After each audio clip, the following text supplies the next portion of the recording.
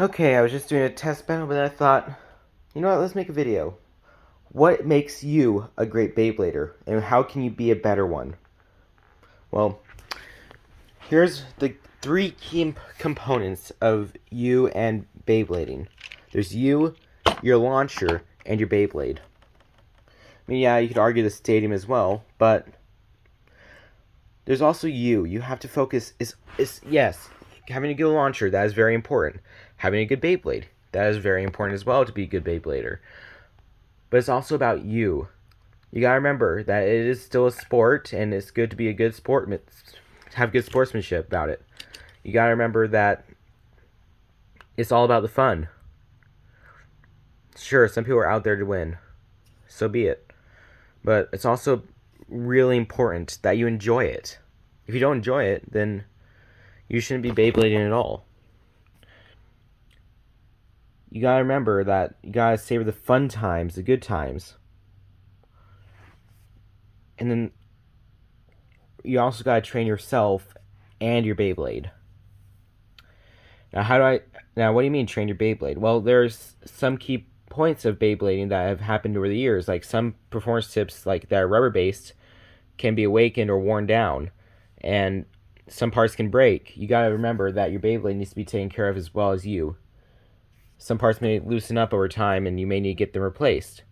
Some stickers may wear off, but that's fine. You can fix that easily by doing a light coated nail polish over when you put the stickers on. Uh,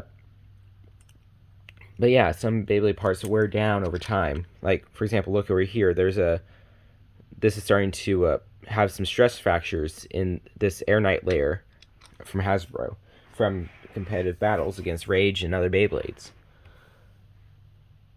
There are so many key components. Oh yeah, let's also talk about wear on this. This is a destroy driver. It's actually been smoothed out over time as it's been used at the bottom, and yeah, as you can see, sort of, it is worn down around the edges, just barely. That is from launching at angles, and that grinds down the plastic. You gotta remember to take care of your Beyblade. Wipe it off after every battle with cloth or something to get the gunk from the stadium off the performance tip. Uh, work on the plastic of the Beyblade itself. Check out your launcher, make sure it's good. You gotta make sure to bring a tool set with you, like screwdrivers and whatnot, so you can take apart your launcher and make sure the systems are good before you Beyblade. You gotta make sure you know how to use your launcher correctly. You gotta have a good strategy. But those are just some of the minor key importances of being a good Beyblader. You gotta remember to strategize. Like if you're having a scheduled battle and you know what Beyblade your opponent is using, you gotta work on your Beyblade and see how you can use your Beyblade to beat your opponent. There may be some good tactics you have with your Beyblade that work against most other Beyblades, and that's great. You gotta also remember that the other opponent should be expecting that you do something strong and clever of a tactic as well. So expect the unexpected in Beyblade and welcome it. Use that to your advantage. There are so many different combinations in how to use your Beyblade that you don't even know what your opponent's Beyblade may be in some competitions. And so you gotta prepare for that. Let's say it's a standard stadium Beyblade concept. Then you train in the standard stadium. Don't train in another stadium.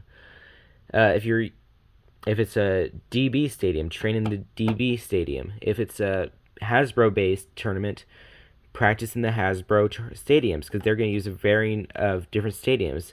Usually Turbo and Super King or Turbo and Rise and Surge are the three current stadiums that are really good to use in competitions that people are likely to use. You gotta remember to scope out the rules of the competition. Know what isn't allowed. You gotta make sure to follow those rules because if you don't follow the rules, you're disqualified from a competition. Now, if you're just doing a one-on-one Beyblading with another person that you know very well and you know what Beyblade they're using, and you two have been improving your Beyblades over time, then have fun. Enjoy it. Yeah, you can strategize all you want, But remember, it's about fun. It's not about ending friendships. It's about the journey, about the people you meet along the way. It's not about winning. It's not about whether or not you lose. It's about remembering the fun times you have as you battle, and it's about making the most out of the situation. And it's about going all out, head to head. It's a way of life. It's about having fun. It's about living. You gotta remember that. Remember to take care of your partner, your Beyblade, and your partner will take care of you in the stadium. Remember that it's about having fun. I know I keep saying this over and over, but I mean it. That is the most key point of Beyblade. It's about having fun. It's about having a good time. It's not whether or not your Beyblade is better than the opponent. So what if they're better than you? Make sure you have fun. Make the most of the battle. Make sure your opponent has fun as well. That's what it's about. Cheer on your opponent, because you know that if you don't have a good sportsmanship, then it isn't really what. Then what is it about? Then what is Beyblade about? It was all about winning. Then no one wants to play. It's about the journey, the fun, the experience. Sure, it's also about bursting your opponent. That is it, or making them fly out of the stadium, making them lose. Yeah, that's fun and all, but again, it's about the main concept. It is a sport, and so general sports rules apply. Have fun. Don't make fun of the other opponent. If you break their Beyblade, apologize.